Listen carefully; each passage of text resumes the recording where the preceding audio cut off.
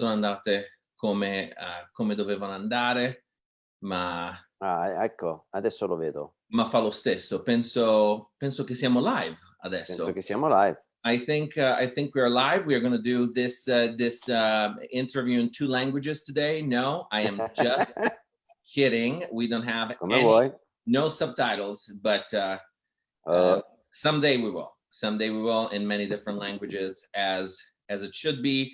Welcome everybody. Welcome to Maestro's Corner. This is a place where we talk with artists, we hear their stories, and through them we can understand music just a little bit more. And today we have a special guest, a friend, a colleague, Maestro Francesco Milioto. Welcome. Ciao. Thank you. He is a music director of Opera San Antonio and artistic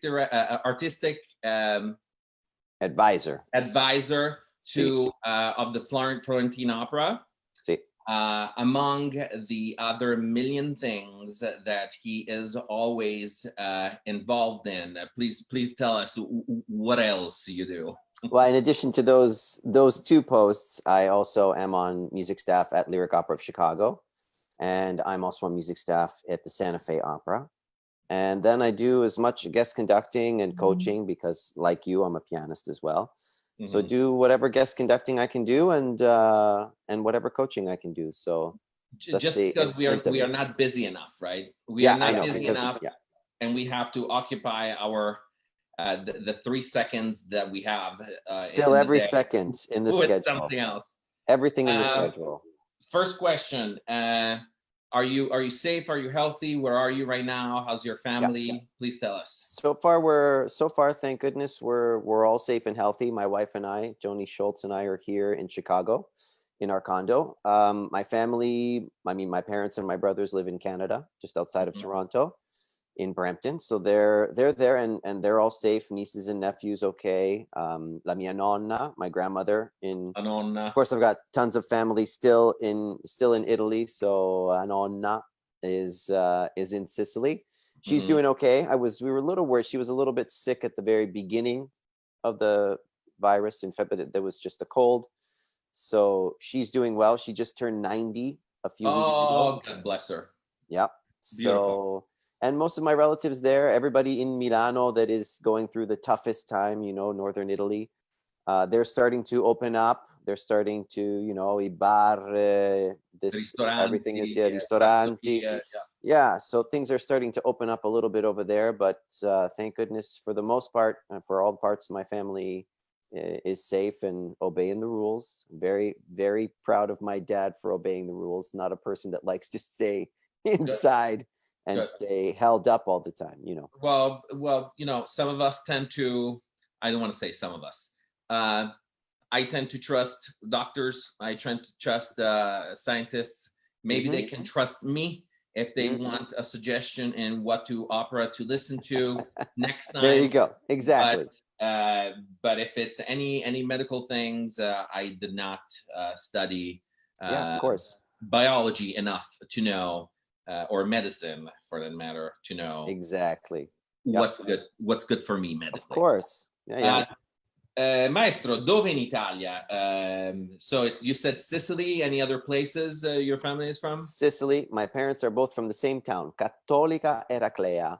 It's near Agrigento, just a little bit west of Agrigento. So we're on the southern coast of Sicily, and both my grandparents, they live 3 blocks away from each other. So I have chills already. I'm very lucky because I never had to go to 2 different places in Italy or 2 different countries to see my grandparents. The only thing is, I always say, I wish I had my grandparents in the same country.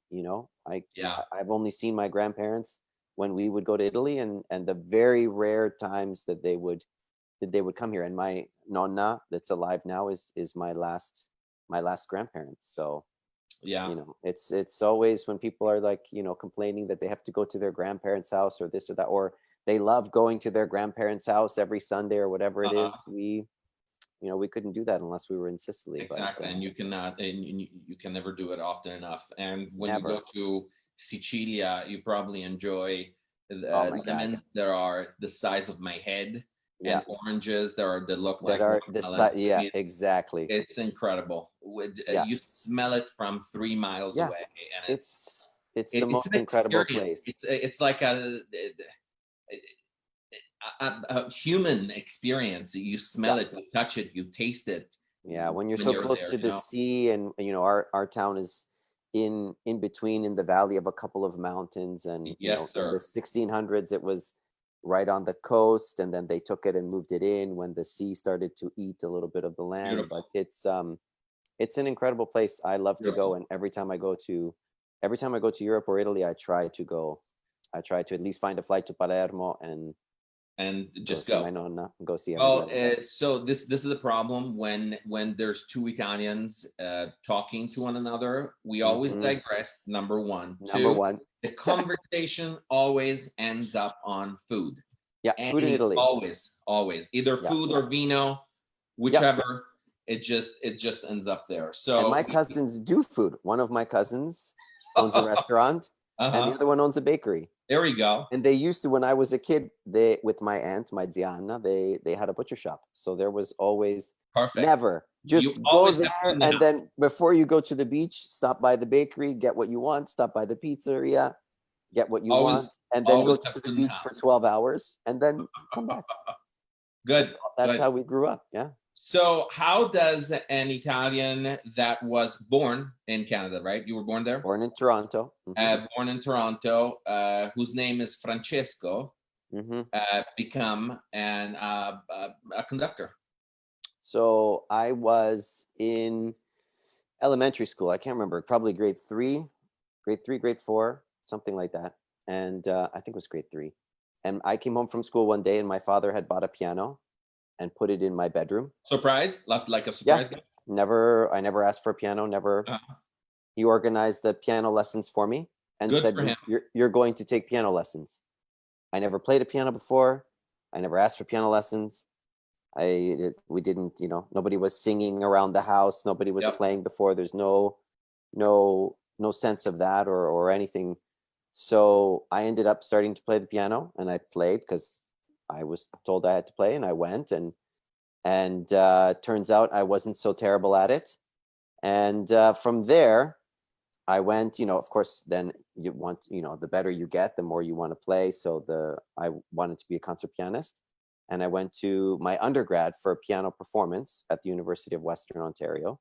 Mhm. And when I was there, I started to play for singers because I could speak Italian, and they all had to learn Italian. That's So right. as one of the only Italians there were a couple of other Italian speakers that were singers and other things. But as far as pianists go, I think I was the only Italian speaker. So I ended up doing a lot in playing for studios, and then teachers suggested that I start doing some stuff. But for me, the conducting was orchestral at the very beginning. So Also, you I was started in. with orchestra, So as soon as I got to my undergrad for piano performance, when I thought I was going to be a concert pianist or pianist for the rest of my life, I was in a sight singing class, Uh-huh. sight reading, sight singing class that I knew I was going to exempt out of, but you had to go for the first month.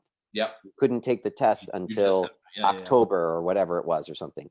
So I went and I sat down, I put my books there, and then I didn't want to stay anymore. So I said, Maestra, can I go to the bathroom, please? So I got up and I left, and I was walking just in the lounge area there, and the orchestra was rehearsing. And as a pianist, I didn't go to too many orchestra concerts or operas or anything like that as a kid. I would just go to piano recitals or maybe a piano concerto, but the thinking of the orchestra really, it didn't pass my mind when I was a kid. So when I went in that lounge, I heard the orchestra rehearsing. I opened the door of the orchestra rehearsal, and now I understand that they were rehearsing Shostakovich 10. Mhm. And I went into the What a rehearsal. I great sat piece. at the back. Yeah, Uh-huh. Shostakovich 10. I went and I sat there at the back of the rehearsal, and I stood there for 2 hours.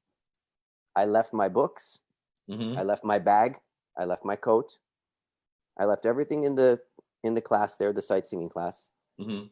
Waited till the end of the rehearsal, because even at intermission, Maestro was busy. And as soon as the rehearsal was over and Jerry Summers was walking out, I walked up to Jerry Summers and I said, I don't know who you are and you don't know who I am, but you're going to teach me how to do whatever you do on this thing over there. Whatever you're doing over there, you're going to teach me how to do it. And he said, did he? Yeah. Oh, yeah. He goes, "E tu chi sei? Who are you? Who are you?" And so I said, I said, I'm Ron Torini's student, piano, blah, blah, blah, scholarship, whatever. And thank God that my teacher was in a piano trio, clarinet. Jerry Summers is a clarinetist and a conductor. Yeah. And he happened to play in a trio with my piano teacher. So he said, okay, if you're one of Ron's students, all right, you come next Tuesday or Thursday, whatever it was. I give you one lesson and we'll see. And so I've had one conducting lesson. And he gave me, we sat down for a couple of times and, just to chat. And he gave me some assignments and things to try and things to do. And so then I started from there. And now I'm here. Yeah, I went straight, he gave me assistant for the orchestra and some contemporary things. And he was very good about watching me and making sure that he was there at rehearsals and make sure that I was learning and doing things right. And I owe him a lot. And you probably did a lot of recordings of yourself and I did everything that I could do. Contemporary ensembles. The first thing that I ever conducted in public was a concerto for a drum set and four marimbas. Wow. I haven't done that. Yeah. And from there, I just created my own orchestras with all my colleagues and friends. I tried to get everybody together to read everything. And then I would create the UWO lyric symphony, and we just did concerts in the concert hall. And I just tried to do everything that I could to keep conducting. And then I went to McGill. I was invited by the head of opera McGill, Dixie Neal, God rest her soul, to come and do a double master's in orchestral conducting and opera repetition, because I was conducting a soprano of hers in another set of concerts that I put together, and she was there at the rehearsal at her house one day, and she wanted me to come, and that's how I got to McGill, and from there I came to here. So and the rest is history. The rest is history, man. I'm glad that you chose this path, because now we have this. It's not just a thing that we have in common, but it's a lifestyle. I want to say we don't just. At least I speak for myself. I don't just study music. You have to live it in order to communicate it as a conductor. Let alone all the technicalities and of course, when to be clear, because this is another thing. Please correct me if I'm wrong, but this is another thing that we have to do all the time. Sometimes we have to be clear. Other times we have to not be clear. Excuse my English there. I'm still a foreigner. On purpose, because I have realized that sometimes, let's say you want to start from nothing, right? You want to start from il niente, and it's a second movement of a symphony. And instead of just giving your downbeat like this, you just do something like this.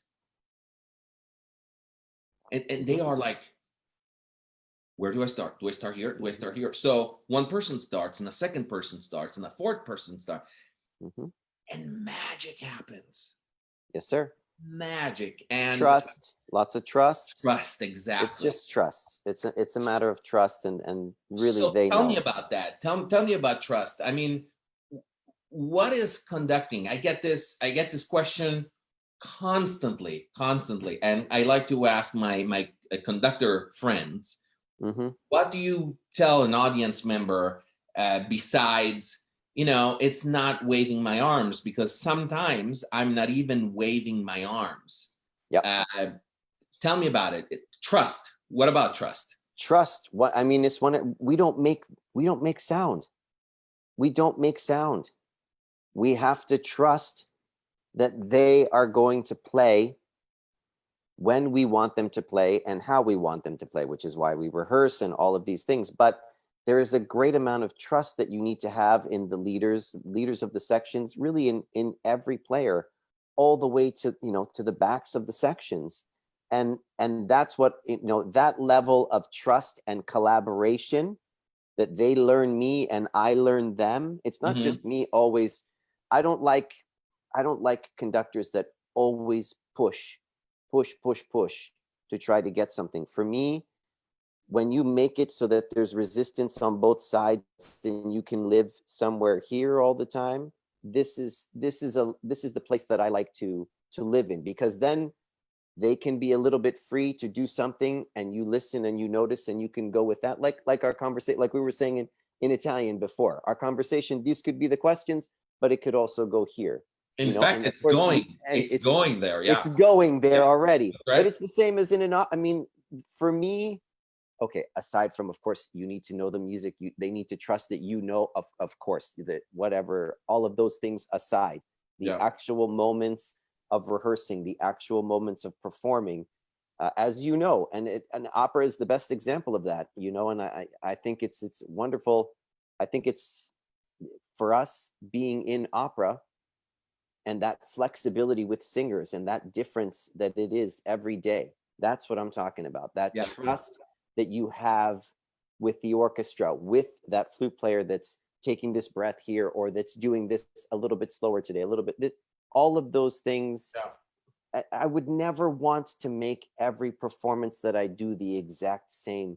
Like, I don't want to do Beethoven 5 the same every single time. That's not right. With this orchestra, it can be this. With this ensemble, it can be this. That's right. And that's where I try to live. But I love that collaboration, that trust, and it's not resistance, for a lack of a better word. It's that they know what they're doing. They're artists as well. And I need to be flexible enough and open enough to let them live, breathe, and play. And I need to be smart and quick enough to make that and to incorporate in the ensemble and the overall performance. And I'm not interested in exact repeating, you know, and this is why it's also because it's impossible, right? I mean, we are dealing with human beings.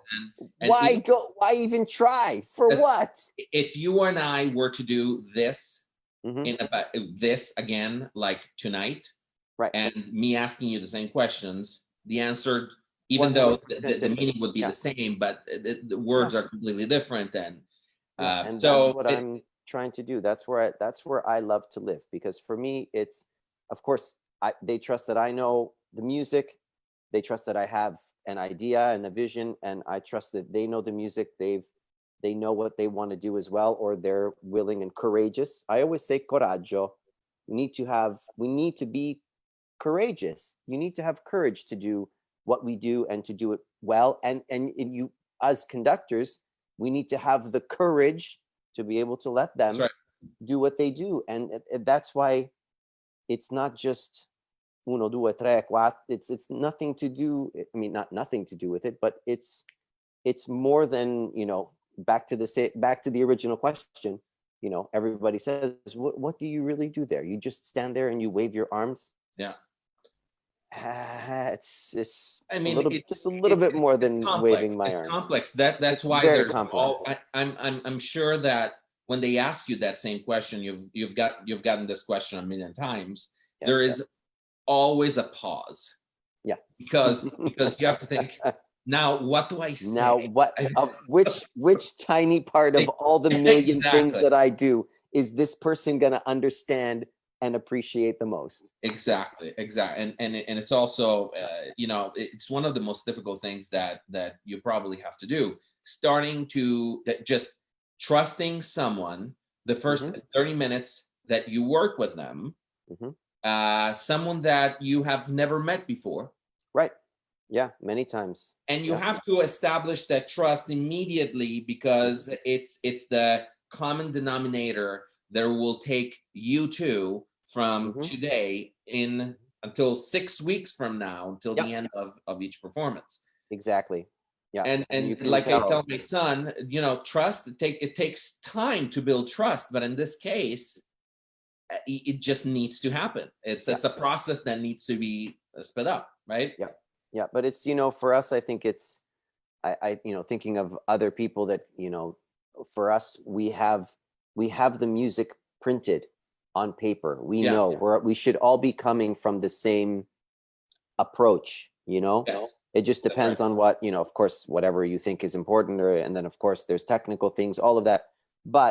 And that's why, I mean, I arrive with an idea, but I arrive also with the same amount of flexibility and willingness to learn what an ensemble, what my chamber ensemble, what my coaching is.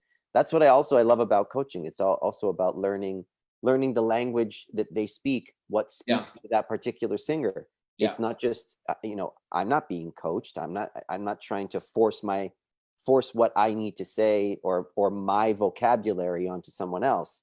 It's always more interesting to learn what works for them, because I'm trying to maximize every moment, whatever it is, the emotion of the moment, the technicality of the moment, the rhythm of whatever it is that we're trying to enhance. And for me, and that's why, I mean, you know me, we've met, we know each other.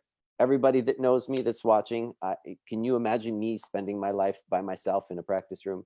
It's not, I would say the same. So for me, this is the best part. The people, the collaborating, the talking, the learning. This for me is conducting, and an important part for me of conducting. Of course. Yeah. I have three more questions. I know you got to go because you are a busy man. You have all kinds of interviews lined up, so we won't take too much of your time. No, of course. So another question that usually requires a long pause is, what's your favorite opera? Now, I won't ask you that. What I'm going to ask you is, in your experience as conductor first, pianist second, what is the most challenging opera and why? I mean, conducting wise, music wise. The most challenging one that I've worked on and conducted through would probably be Rosenkavalier. Why is that? And it's just, I'm not German, don't speak German perfectly. But it's, aside from that, of course, I do all the work that I need to do to supera quella cosa, però it's not just that, it's just the way that it's set, the time changes, and the flexibility you need to have to be able to do it right. If you do it perfectly in time, it's not right. When you need, it's like, whatever, for a silly example, learning a real Viennese waltz or something like that. On the paper, it looks like this, but when you hear it, when you do it, and when you do it with the people that know the Viennese waltz, it's a different thing. So that for me in Rosenkavalier, those waltzes, that connection of the text and what you need to know of the language, of the era, and all of that, and then on top of that, you put some of the most difficult music, time changes, bar change. I mean, it's incredibly difficult. For me, Rosenkavalier and Capriccio, those Strauss operas, I found those two even more difficult than Salome.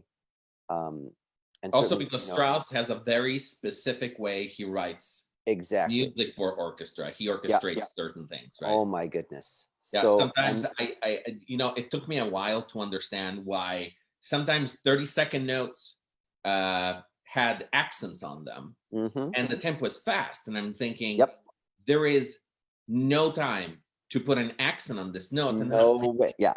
Probably is because the 30-second note is as important as the other notes, as everything else, treated like, because he knew he was a great conductor. I mean, he knew. So he knew orchestras. He knew. He already solved the problems for you, and then we just keep thinking and analyzing and add more problems. That's right. The problems that he already solved. That's right. He already solved them. Just do it. Usually is, how do you interpret this piece?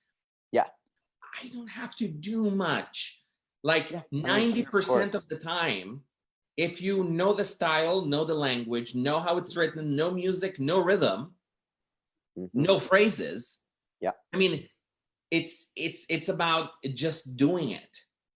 Obviously, it comes with a ton of knowledge and a ton of experience behind it, because give a score to anybody and they say, what is this thing? Yeah, of course. But if you do have that knowledge, if you do have that experience, then it's just clear. So it's like opening a window. Oh, look, it's raining in Cleveland today. So it's that kind of thing.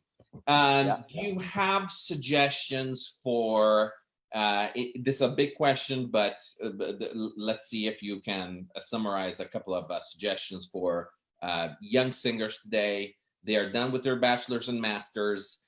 They need to audition. They need to find agents. They need to do young artist programs. Do they need a new coach, a new teacher? And I'm sure in their situation, it's tough. It's really tough because it's a tough job. It's a tough lifestyle. But if you have that calling for it, you're not going to stop at anything. No. Any suggestion for young singers? I keep it broad for you. You choose what to talk about. No. I mean, young singer. I mean, of course, I know many, and I do my best to help as many as I can.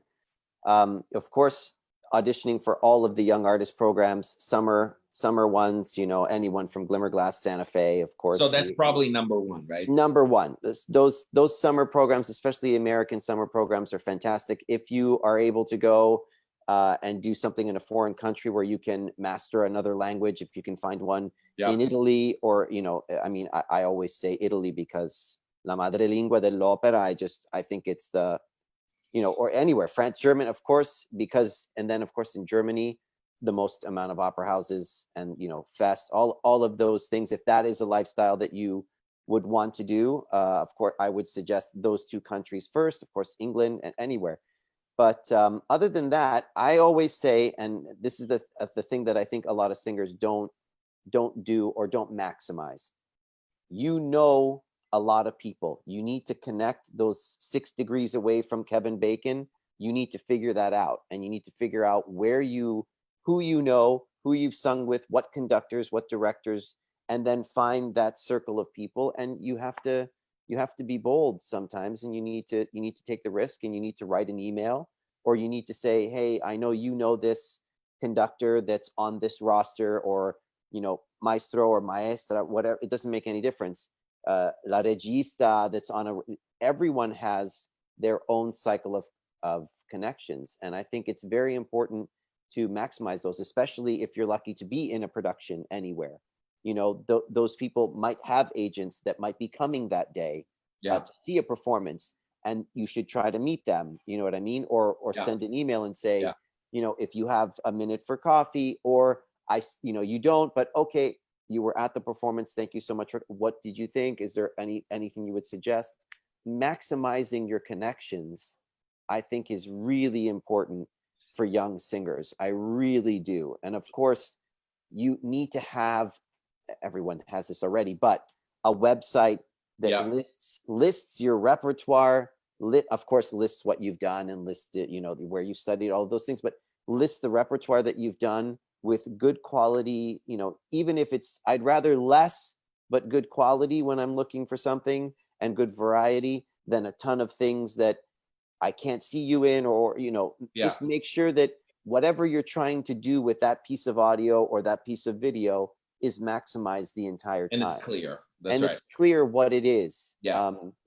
As someone that goes through videos, all the time, and is constantly looking and casting and trying to find people and singers, it's just easier. So you actually bring up very good points, and you basically said these two things at once. You said people need to be their own businessman, businesswoman. This is what we have to do. We are our own company, and we have to treat it as such. Of course. And second, I think you were also saying, with the connections that one has, just ask for help. Just call up, talk to as many people as possible. Just take advantage of everything that you have around you, right? Yeah, you have to. I mean, you have to. There's no other way. I mean, as my dad always used to say this to me for his business, nobody can call you if they don't know you. That's right. He would always say that. They can't call you if they don't know you. So Maestro, last thing, and then I'll let you go. If the Maestro Milioto didn't become Maestro at all, what was he going to become? Forget music. If it wasn't music, I probably would. If it wasn't music, if it wasn't music, I'd probably be a lawyer. Already? I would probably be a lawyer. I love Yeah, I because love to argue. you I want love to, or Yeah. because No, okay. I would. Okay. I love to I love to sort of I love to argue a little bit without saying, I mean, argue is probably a bad word. No, but no. I But like, you know what I in mean? the legal But sense. In the yeah, legal in the yeah. legal sense, Yeah. I very much really want to do something like that. I would have done something like that for sure. Well, I'm glad you didn't do that. And I'm sure that a lot of people agree with me. That I'm Yes. sure of. So Francesco, thanks so much. It's always a pleasure to talk to you. Always a pleasure to see you. Grazie, caro. But come? Grazie, caro. No, grazie a te. Grazie a te. Ti saluto, ti abbraccio, ti bacio, and we'll Grazie. see you next time. Ciao, bello. Thank you so Ciao, much. ciao. Ciao, ciao.